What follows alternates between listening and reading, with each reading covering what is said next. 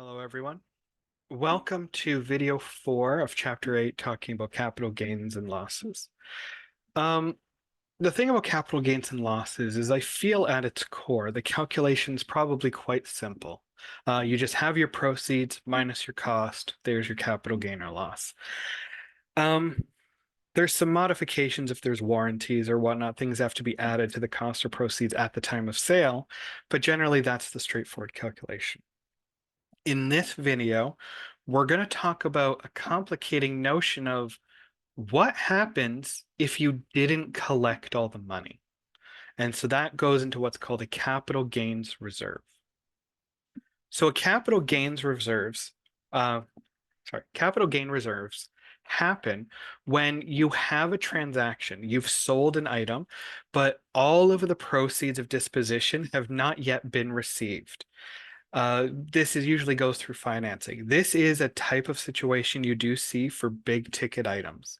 If a business sells all of its shares to a new buyer, if there's a big ticket like a building or proceeds, or even if you have business assets like a brand or a franchise, sometimes they'll say, okay, we will sell you this thing and you will pay us back over 5 years, and you'll come up with some sort of payment plan that's in the contract.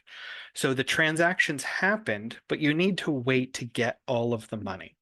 So we go to a capital gains reserves. We have a capital gain to report, but the reserve will keep us from being taxed all at once, instead helping thin it out over the years. So the reserve is optional, and it's allowed if some parts of the proceeds are not payable until after the year of sale. So this Tax Act, Section 40, limits the reserve to the lesser of the total gain. So what it is the lesser of the percentage of proceeds still to be collected times the total gain, or 20% of the total gain, with 4 minus number of preceding taxation years. So what does this mean? What this means is you will at least have to recognize 20% of the gain each year. So in the first year after a sale, the largest the reserve can be is 80% of the gain. So if you've only collected 10% of the money, you're still waiting for 90% of it, you still need to recognize at least 20%. You're only reserving 80%. So I'm waiting for 90% of the money, but I'm reserving 80% of the gain. So that's what this bottom one is doing. So for every year, 20% has to be recognized. So you can protect 80% in year one, 60% in year two, 40% in year three, 20% in the year after that, and then 0%. So the gain will be fully recognized by minimum 5 years. If perchance you've collected more than the 20%, so this top one is looking at the percentage of proceeds still to be received. So if I collected a 25% down payment, then I'm going to recognize that 25% gain. And I'll do so by recognizing the full gain and subtracting a reserve of 75%.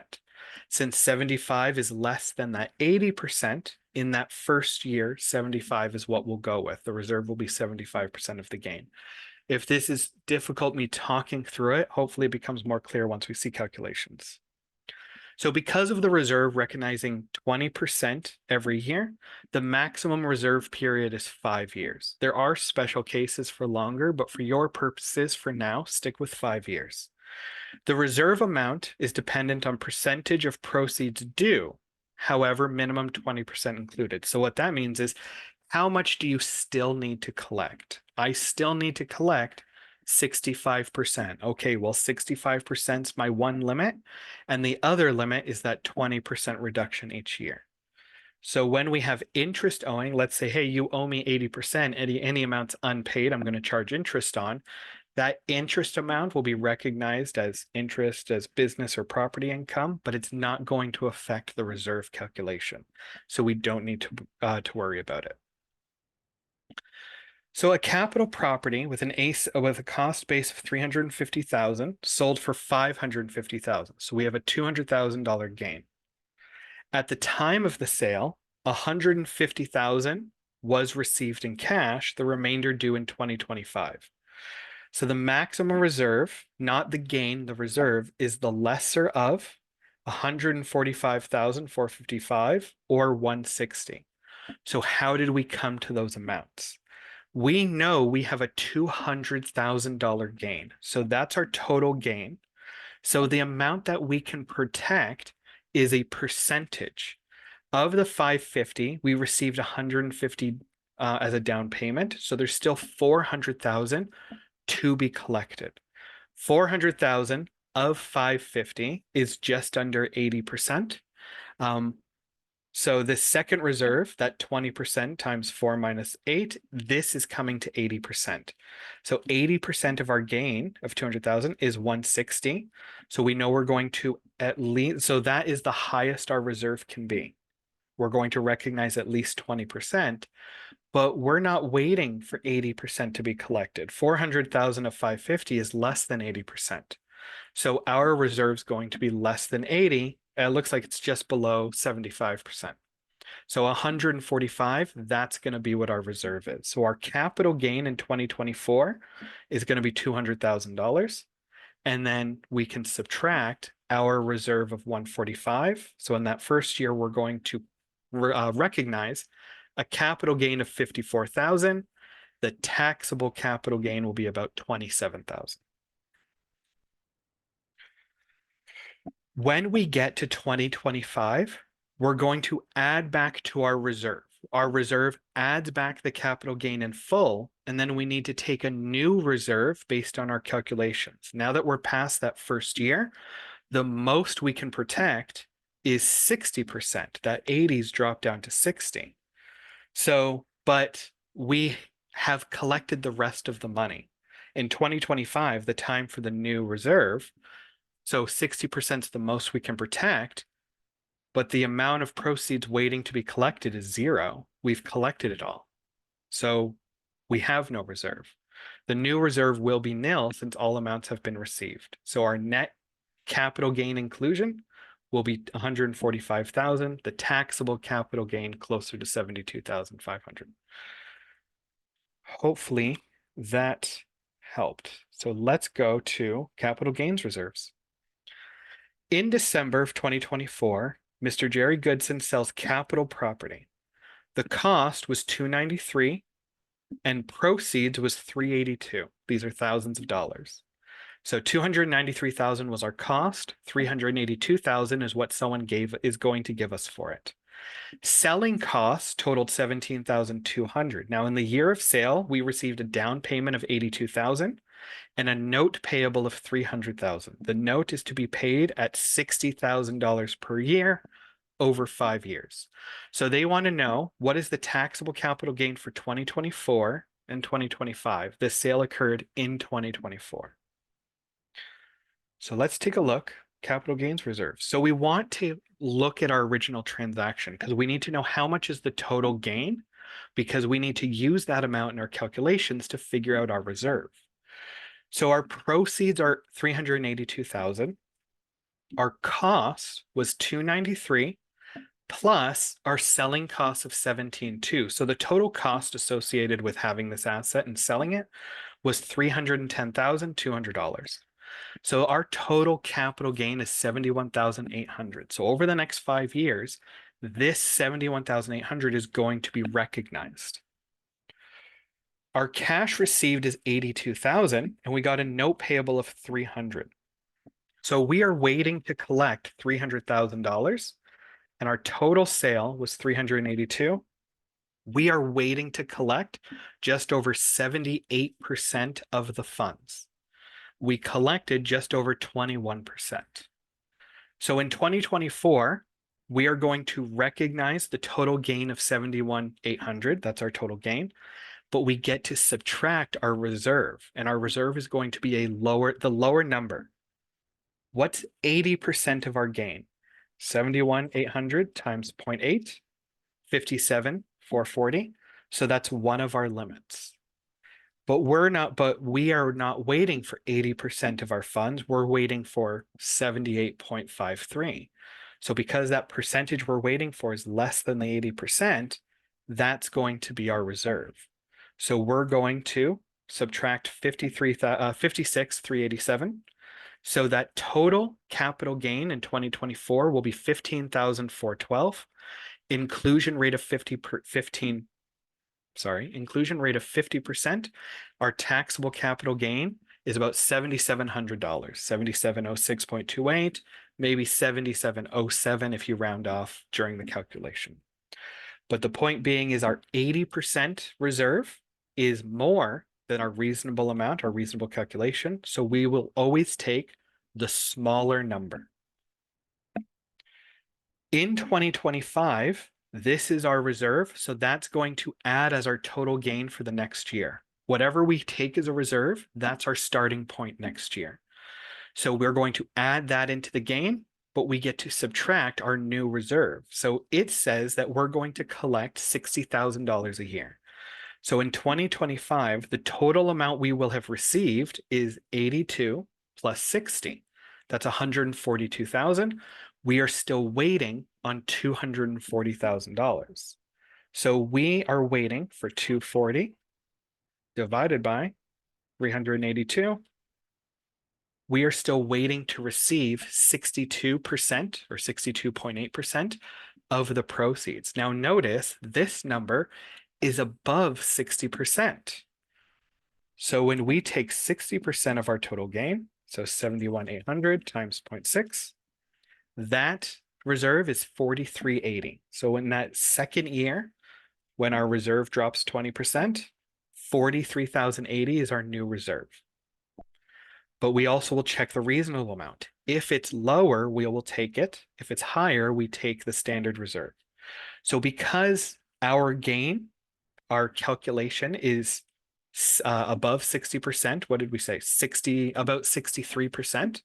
That's more than 60%. So that 60% of the reserve is the most we can take. So 4380 is protected there. So our 2025 capital gain is 13,307. Inclusion rate, our taxable capital gain is 6653, 6654 with rounding. Now, this is as far as the exercise asks us to go, but we can keep going. In the next year, we're collecting another 60,000. We've received 202. We're still waiting on 180. So 180 divided by 382. We're always comparing our percentage with the total proceeds from the sale. 47,000. And even looking at this, we know 47 is 47%. That's going to be above 40%. That's going to be, so our reserve is going to be limited to 40%.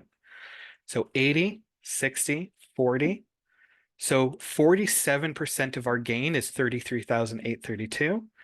40% is 28,720. So this reserve we took last year in 2025, that's the total gain in 2026, and we select our new reserve, that 28,720. So in 2026, we will recognize $7,180 as taxable capital gain. And this can keep going for 2 more years. Next year, this is going to be limited to 20%. In year 5, our reserve will be nothing. And so we will be recognizing all the rest of the gain still left. Hopefully you understand capital gains reserve. Please practice doing this because I think this calculation, capital gains reserve, I do suspect will show up. Does it? Oh, yes. So there is at least one question on the capital gains reserve you're likely to see. But just understand how it's doing this 80%, 60%, 40%. I want to talk about 2 more topics. But I don't think we throw any questions about this at you off the top of my head. So please just bear with me while I go through the theory of it. Hopefully it'll be understandable and you have it with you going forward. So we have a sale of a property. Someone says, we're going to pay you next year. What happens if we don't get the payment? What happens if they go bankrupt and we're like, well, we are never seeing that money? What we will do, this is an elective option. The debt is established to have become bad debt. So we aren't going to collect anymore. So we will recognize the full gain left to be recognized. So in that year, the debt becomes bad. The full gain will be recognized, but we can reduce it as capital loss by the debt we are not going to collect. The debt is deemed disposed of for nil proceeds. So the value of the debt becomes a capital loss, and we can subtract it from the capital gain that we are recognizing. So this can happen if the creditor has exhausted all legal means to collect the debt, or the debtor has become insolvent or bankrupt and is not ever going to be able to pay the amount. The debt is deemed disposed for no proceeds. The result is a capital loss. If any amounts are then received in the future, immediately treat as a capital gain. So we recognized all that debt as a capital loss. So if next year the person comes back and says, I was able to get some money together, here you go, we will recognize it as a capital gain to counteract that treatment from last year. And here we have loss restrictions. Now, I'll talk about it briefly, but this can be complicated in trying to sort out. So instead, listen to me go through the slides, and I don't think we have any questions for you. So this isn't testable, it's low priority. But it is hopefully if you understand CCA and UCC, hopefully it's understandable. So if you sell land and building, the building is depreciable, which means if it's sold for less than its UCC, that's a terminal loss. And terminal loss are 100% deductible. But capital gains on land are only 50% included. So this creates an incentive to manipulate proceeds of dispositions to buildings to create larger terminal losses. So how they will solve it is they will reallocate proceeds from land to the building in a way to eliminate terminal loss.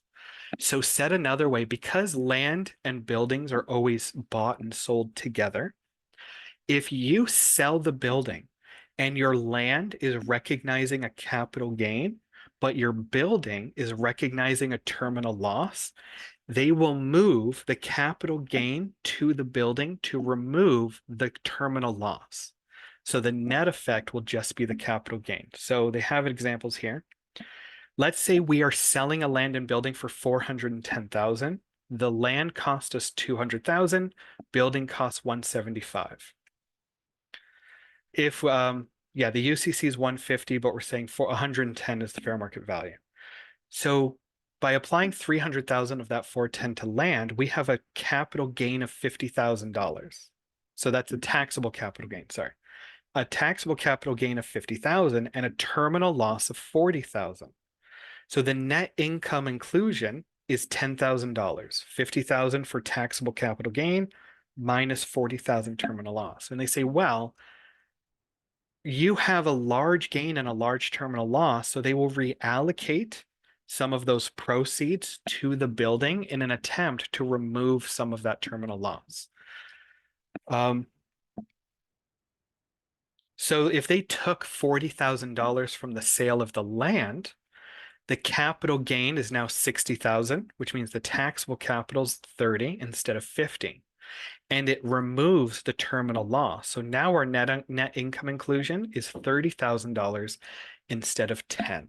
So they do this to keep people from putting money towards land to recognize as a capital gain, because capital gains are 50% inclusion. It's like, well, if we take the proceeds and put it to land, that's going to increase our terminal loss. We get a bigger deduction. They say, no, no, no, no, no, no. We're going to take money to remove the terminal loss for as much as is reasonable. They'll never put it above the UCC. And they have the limits here. So just the greater of the fair market of building or the UCC of the building. They says capital cost of building as well, but UCC will never be more than the capital cost. So if they take it to the greater of whatever the fair market value that you've said the building is worth, they'll pop it up to the UCC amount to say we're going to remove the terminal loss with whatever capital gains are available. Now, if we only have a capital gain of $10,000 and a terminal loss of 30, they might move just the $10,000 over, so we'll have a terminal loss of 20. So they won't allocate more money than the gain, They just remove a bit of gain to get rid of that terminal loss, to feel it's more fair. Okay, so that should be good for capital gains reserves and loss restrictions. When we come back, we are going to start talking about principal residence, which is personally my favorite topic in chapter 8. So we will get to that. And until then, review the textbook, review your notes, ask me questions, and I'll see you in the next video. Thank you.